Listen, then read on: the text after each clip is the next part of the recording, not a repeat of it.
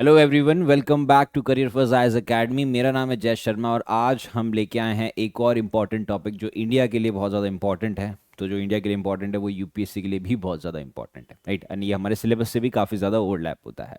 हम आए दिन न्यूज़ में पढ़ते हैं कि इंडिया क्लाइमेट चेंज में जो एनर्जी ट्रांजिशन लाना है, फॉर एग्जाम्पल हम फॉसिल फ्यूल से नॉन फॉसिल फ्यूल में जो पार्टिसिपेशन कर रहे हैं, that is the energy transition है, उसके अंदर इंडिया एक ग्लोबल रोल प्ले कर रहा है, राइट। ये आए दिन हम न्यूज़ में पढ़ते हैं। तो आज की इस वीडियो में हम समझेंगे कि ये किस तरीके से ग्लोबल रोल प्ले कर रहा है। ग्लोबल रोल प्ले करना यानी कि इंडिया ना ही खुद की कंट्री में एनर्जी ट्रांजिशन ला रहा है, दैट मीन्स वो नॉन फॉसिल फ्यूल्स वो फॉसिल फ्यूल से नॉन फॉसिल फ्यूल पे आ रहा है, जबकि वो बाकी सारी कंट्रीज जो ग्लोबल साउथ है उनकी भी मदद कर रहा है, ठीक है।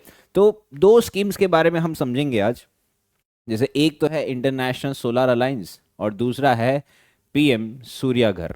तो जो पीएम सूर्याघर है वो हमारे डोमेस्टिक के लिए है और इंटरनेशनल सोलर अलायंस इंटरनेशनल के लिए है, राइट। तो ये दोनों को ही इंटीग्रेट करके हम पढ़ेंगे, दोनों को हम सेपरेटली भी पढ़ेंगे और फिर देखेंगे कि दोनों ने एट प्रेजेंट क्या इम्पैक्ट रहा है इनका, राइट। तो बिना देरी किए शुरू करते हैं कि किस तरीके से इंडिया पूरे वर्ल्ड में लाइट लेके आ रहा है जो कि नॉन फॉसिल फ्यूल से है, राइट।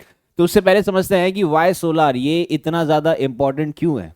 क्योंकि अगर इंडिया के पॉइंट ऑफ व्यू से देखें तो India at present is the third largest emitter of the green house gas, की ग्रीन हाउस गैसेस का थर्ड लार्जेस्ट एमिटर है after USA and China. But also at the same time कि India में is the fastest growing clean energy market grow हो रहा है। Okay, clean energy market grow हो रहा है इन द सेंस कैसे हो रहा है कि हमें ये पता है कि इंडिया में 365 दिन में से ऑलमोस्ट जो 300 दिन है वो सनी डेज होता है, यानी कि धूप आती है, राइट। कि 300 दिन धूप आती है। तो 300 दिन जो धूप आ रही है वो सिर्फ एक हमारे लिए ऑप्शन नहीं है कि हमें सोलार पैनल पे जाना है, बट ये हमारी एक अपॉर्चुनिटी है।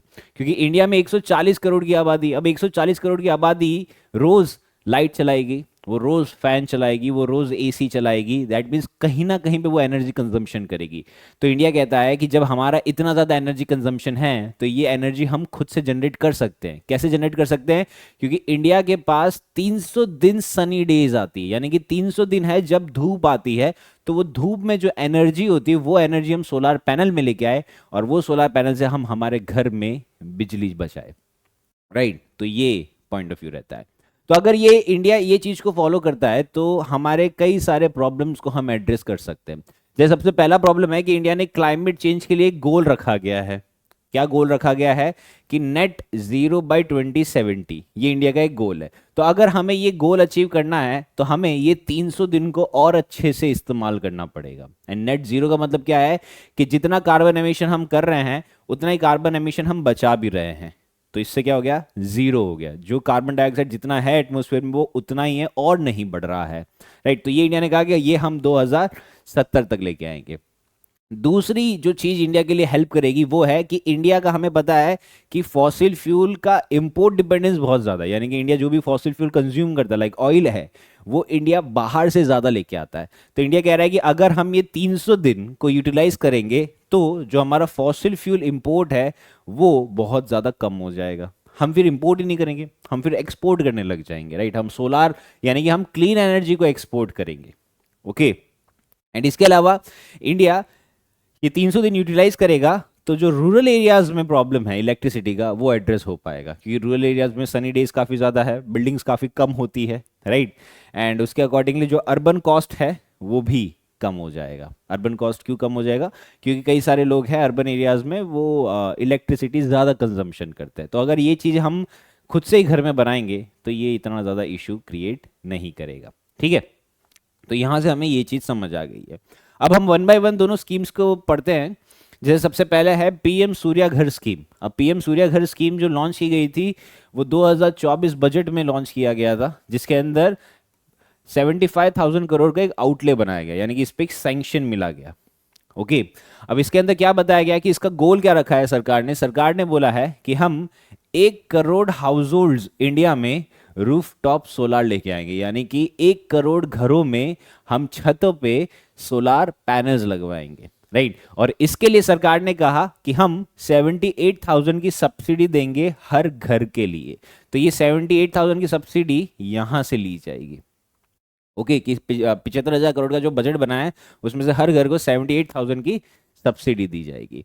इसके अलावा इसको और अच्छे तरीके से करने के लिए यहाँ पे कुछ इंटीग्रेशन हुआ है कि जो भी सब्सिडी है, बैंक लोन है या नेट मीटरिंग है, ये सब एक सिंगल डिजिटल पोर्टल के थ्रू हो चुका है। और सरकार ने कहा कि जब हमारा टारगेट क्या है कि जो 1 करोड़ हाउस होल्ड में ये सोलर रूफटॉप लगाया जाएगा, तो हर हाउस होल्ड से प्रति महीना, हर महीना 300 यूनिट ऑफ फ्री इलेक्ट्रिसिटी आएगी, राइट। तो ये फ्री इलेक्ट्रिसिटी फैमिलीज के पास जाएगी। तो ये सरकार ने कहा कि आप इलेक्ट्रिसिटी जनरेट कीजिए, हम आपको फ्री में वो इलेक्ट्रिसिटी देंगे, राइट। सो ये एक बहुत ही बड़ा स्टेप है, राइट। थोड़ा सा एक्सपेंसिव भी है ये, and it is a long term. ऐसा नहीं है कि आज लॉन्च किया और कल इसका रिजल्ट दिखने लग जाएगा, तो it will take time. Okay, अब ये सोलर रूफटॉप क्यों मैटर करता है? क्योंकि हमने चलो टारगेट जो बनाया है, हमने सोलर एनर्जी का जो टारगेट बनाया है वो हमने 40 गीगावाट का टारगेट बनाया हुआ है कि हम रूफटॉप का 40 गीगावाट का टारगेट बनाएंगे। बट एट प्रेजेंट हमने सिर्फ 2.5 गीगावाट अचीव किया, यानी कि ओनली 6% जो है हमने सिर्फ और सिर्फ इतना ही अचीव किया गया है, ठीक है। इसके अलावा सोलर रूफटॉप पे क्यों सरकार एम्फसाइज कर रही है? क्योंकि हम बाकी सारे प्रोजेक्ट देखते हैं, सरकारी प्रोजेक्ट देखते हैं, तो उसके अंदर सरकार को क्या होता है, सबसे बड़ा चैलेंज क्या होता है? लैंड एक्विजिशन का चैलेंज होता है। बट सरकार यहाँ कह रही है कि यहाँ पे लैंड की तो जरूरत ही नहीं है, यहाँ पे हर हाउस होल्ड के जो घर है, आपको आपकी घर के छत पे सोलर पैनल लगाना है। सो दैट मीन्स कि ये पूरा ही डिसेंट्रलाइज किया हुआ है, इसके अंदर कोई सेंट्रलाइजेशन नहीं है। प्लस सरकार ने बोला है कि जो भी ट्रांसमिशन लॉस होगा वो बहुत ही ज़्यादा कम होगा। ट्रांसमिशन लॉस यानी कि जब एनर्जी जनरेट हो रही है, इलेक्ट्रिसिटी जनरेट होके वो फिर सरकार के पास जाती है, फिर आपके पास आती है, तो ये ट्रांसमिशन होता है, तो उसके अंदर लॉस काफ़ी ज़्यादा कम बोला गया है, राइट। एंड थर्ड चीज़ बोलेगी कि इसके अंदर सिटीजन पार्टनरशिप बहुत ज़्यादा इंपॉर्टेंट है। क्यों? क्योंकि सोलर रूफटॉप में मेरे घर पे रूफटॉप लग रहा है, so I am the common citizen, तो मेरे पास पार्टिसिपेशन होगा कि मैं पार्टिसिपेट करूंगा ये स्कीम में, राइट। सो दैट मीन सरकार कह रही है कि लोग पार्टिसिपेशन करेंगे तो वो और अच्छे से हर एक घर में आ पाएगा, अवेयरनेस ज्यादा से ज्यादा बढ़ेगी। इसके अलावा बोला है कि जो डिस्कॉम्स है, डिस्ट्रीब्यूशन कंपनीज है, उनका बर्डन काफी ज्यादा कम हो जाएगा, लोगों के हाउस होल्ड पे जो पावर बिल्स है वो काफी ज्यादा कम हो जाएगा, राइट। तो ये हमें एम्पावर कर रहा है एनर्जी कंज्यूमर से टू बिकम प्रोड्यूसर, यानी कि सरकार कह रही है कि आप जो कंज्यूमर हो, आप कंज्यूमर नहीं, आप अब प्रोड्यूसर बनोगे, राइट। कि आप ही इसको प्रोड्यूस करोगे और आप ही सरकार को दोगे, राइट। एंड सरकार फिर हर जगह पे बांटेगी। ओके, नाउ नेक्स्ट अगर हम देखते हैं कि जो इंडिया की पिच है, इंटरनेशनल सोलर अलायंस। अब इंटरनेशनल सोलर अलायंस इंडिया और फ्रांस ने लॉन्च किया था 2015 में पेरिस क्लाइमेट कॉन्फ्रेंस में, ठीक है। अभी सोलर अलायंस में क्या बताया गया कि इसके अंदर अगर आपको थोड़ा सा अगर अवेयरनेस है इसमें, तो अगर हम अर्थ की बात करते हैं तो अर्थ पे ये इक्वेटोरियल रीजन हो गया, ये हो गया ट्रॉपिक ऑफ कैंसर, और ये हो गया ट्रॉपिक ऑफ कैप्रिकॉन, ठीक है। तो जो सन की लाइट है, सन की लाइट सबसे ज्यादा ये रीजन में आती है पूरे साल, ट्रॉपिकल रीजन में। यानी अगर हम कह सकते हैं तो 23.5 degree north and 23.5 degree south, तो ये रीजन में सबसे ज्यादा सनलाइट आती है। तो इंटरनेशनल सोलर अलायंस का ऑब्जेक्टिव क्या है कि यहाँ पे 300 दिन सनलाइट रहती है ये पूरे रीजन में, अर्थ पे। तो ये 300 दिन जब सनलाइट रह रही है, तो यहाँ पे अगर हम पैनल्स लगा दे, हर जगह पे अगर हम पैनल लगा दे, तो हमें कभी फॉसिल फ्यूल की जरूरत ही नहीं पड़ेगी। हम जो भी एनर्जी सन से आई है, हम डायरेक्ट वहीं से एनर्जी एब्जॉर्ब करेंगे। तो इसके लिए कई सारी कंट्रीज का पार्टिसिपेशन मांगा है, एंड उसमें से अभी तक ऑलमोस्ट 110 कंट्री से ज्यादा कंट्रीज को ज्वाइन कर चुकी है। और सबसे बड़ी बात है कि इसका हेडक्वार्टर कहाँ है? गुरुग्राम। अब जब गुरुग्राम में इसका हेडक्वार्टर है, तो ये क्या दर्शाता है कि इंडिया यहाँ पे फंडिंग तो कर रहा है, फंडिंग के साथ इंडिया एक लीडरशिप रोल भी प्ले कर रहा है। लीडरशिप रोल प्ले कर रहा है इन द सेंस कि इंडिया का यहाँ पे ऑब्जेक्टिव क्या है कि वो 1 ट्रिलियन मोबिलाइज करेगा हर एक कंट्री से, राइट, ताकि हम सोलर इन्वेस्टमेंट बढ़ा सके 2030 तक। एंड ये कहने का मतलब क्या है कि इसके अंदर हमें सिर्फ इंडिया में नहीं है, या हम साउथ ईस्ट एशिया नहीं है, we are going beyond South East Asia, यानी कि हम अफ्रीका जा रहे हैं, राइट, हम मिडिल ईस्ट जा रहे हैं, हम पैसिफिक रीजन में जा रहे हैं, हम हर एक जगह पे जा रहे हैं जहाँ जहाँ पे ये 300 दिन सनी डेज रहती है। मतलब सिर्फ इंडिया ही नहीं है ना जहाँ पे 300 दिन का सनी डेज है, और भी बहुत सारी जगह पे है। अब इसका वर्क क्या रहा है ऑन ग्राउंड? ऑन ग्राउंड अगर इसका वर्क समझते हैं इंटरनेशनल सोलर अलायंस का, तो इसका सिंपल वर्क यही रहा है कि इसने कई सारे प्रोजेक्ट्स लाए हैं, लाइक सोलर इरिगेशन पंप्स आए हैं, उगांडा में आया है, मलावी में आया है, राइट। इसके अलावा अगर हम देखते हैं कि छोटे मोटे ग्रिड्स बने हैं पैसिफिक आइलैंड्स में, जहाँ पे उन कंट्री के ग्रिड नहीं पहुंच पा रहे, वहाँ पे इंटरनेशनल सोलर अलायंस के थ्रू ग्रिड्स बनाए गए हैं। देन वर्ल्ड सोलर बैंक को प्रपोज किया गया है, right, it's just a proposal, अभी तक ये बना नहीं है। एंड सबसे बड़ी एक बहुत अच्छी उपलब्धि अचीव की है कि एक वैक्सीन कोल्ड स्टोरेज बनाया गया है अफ्रीका में, और ये कोल्ड स्टोरेज को सोलार से पावर किया गया है। So this is a very big thing, right. ये काफ़ी एक अच्छा अचीवमेंट है हमारे लिए कि हम कोल्ड स्टोरेज जो कम है उसको हम सोलार से पावर कर रहे हैं, ठीक है। सो इंडिया यहाँ पे as a donor as well as developer दोनों कंसिडर कर रहा है। एज अ डेवलपर क्यों? क्योंकि इंडिया यहाँ पे ट्रेनिंग दे रहा है, इंडिया यहाँ पे टेक्नोलॉजी ट्रांसफर कर रहा है, इंडिया यहाँ पे स्किल इंप्लीमेंटेशन भी कर रहा है। तो इंडिया यहाँ पे सिर्फ पैसा नहीं दे रहा, इंडिया यहाँ पे एक्चुअली आपको काम दे रहा है, और वो काम के साथ आप अपनी एम्प्लॉयमेंट भी लेके आ रहे हो, और आप अपना क्लीन एनर्जी का जो क्लाइमेट गोल्स है वो भी आप अचीव कर पा रहे हैं। तो ये सिर्फ इंडिया नहीं कर रहा, ये इंडिया बाकी सारे देशों में करवा रहा है, यानी कि ग्लोबल साउथ को इंडिया साथ में लेके चल रहा है। तो India is using this as a solar diplomacy, ये एक सॉफ्ट डिप्लोमेसी का पार्ट है, राइट। सो ऑलवेज रिमेंबर कि इंडिया हमेशा से इसी तरीके की डिप्लोमेसी लेके आया है। अगर आपको याद होगा, हमने इससे पहले एक गवर्नेंस के बारे में देखा था कि इंडिया गवर्नेंस को एक्सपोर्ट करना चाहता है। अब हम देख रहे हैं कि इंडिया किस तरीके से क्लीन एनर्जी को एक्सपोर्ट करना चाह रहा है। तो इंडिया ये सब डिप्लोमेसी को यूज करता है ताकि जो छोटे मोटे देश है वो सब इंडिया के साथ कोऑपरेट करे, ठीक है। बट इसकी इंप्लीमेंटेशन में कुछ चैलेंजेस और क्रिटिसिज्म्स तो है ही। क्रिटिसिज्म इन द सेंस कैसा है कि अगर हम पीएम सूर्या घर का डिस्पर्सल देखें तो उसके अंदर कई सारा डिलेज आ रहा है।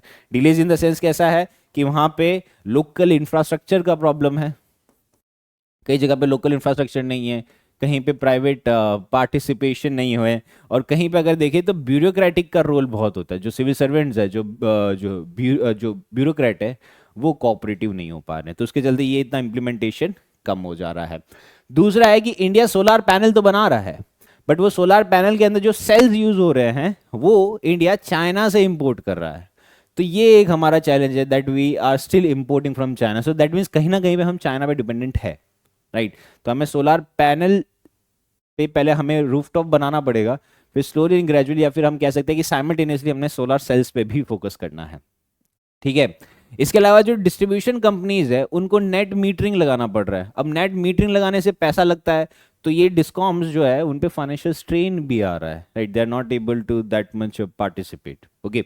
इसके अलावा इंटरनेशनल सोलर अलायंस की बात करते हैं तो वहां पे प्राइवेट सेक्टर फाइनेंसिंग की जरूरत है जो अभी नहीं मिल रही है। इसके अलावा जो लोकल इंप्लीमेंटेशन पार्टनर्स है उसकी भी जरूरत है। जैसे इंडिया बोल रहा है कि उसने पैसा दे दिया, अब वो ट्रेनिंग दे रहा है, वो ट्रेनिंग किसको दे? क्योंकि एक अफ्रीका में एक छोटी सी कंट्री है उगांडा, और वहां पे ट्रेनिंग देनी है, तो वो लोकल पार्टिसिपेशन बहुत ज़्यादा ज़रूरी है। जब तक लोकल पार्टिसिपेशन नहीं होगा तब तक बाहर से लोग कितने भी आ जाए डेवलपमेंट नहीं हो पाएगा, ठीक है। So these are the challenges and criticism. अब जो नेक्स्ट चीज़ आती है that is the way forward, कि हमें किस तरीके से ये चीज़ को आगे लेके बढ़ना है। तो हम कह सकते हैं कि यहाँ पे हमें डोमेस्टिक मैन्युफैक्चरिंग बढ़ानी है वाया प्रोडक्शन लिंक इंसेंटिव से, ठीक है। फिर हमें जो लोकल सोलर टेक्नीशियंस है उनकी स्किल डेवलपमेंट करनी है अंडर गति शक्ति। इसके अलावा हमें कुछ चीज़ों को इंटीग्रेट करना पड़ेगा, लाइक पीएम सूर्या घर को इंटीग्रेट करे अर्बन लोकल बॉडीज़ के साथ और ग्राम पंचायत के साथ, कि ये बहुत ज़्यादा ज़रूरी है कि अर्बन लोकल बॉडीज़ भी इसको प्रमोट करे, ग्राम पंचायत भी इसको प्रमोट करे। एंड हमें इंटरनेशनल सोलर अलायंस को यूज़ करना है to build climate credibility and South South cooperation, ठीक है। क्योंकि इंडिया का विजन यहाँ पे सिर्फ ये नहीं है पावर फॉर ऑल, बट ये है सोलार फॉर द वर्ल्ड, कि पूरे वर्ल्ड के लिए हमें सोलार लेके आना है, राइट। सो आई होप आप लोग को काफ़ी ज़्यादा क्लैरिटी मिली होगी on this topic. We will be covering more such kind of topics in the coming videos. This is it from today. So see you all next time. Till then, stay safe and study well. Thank you.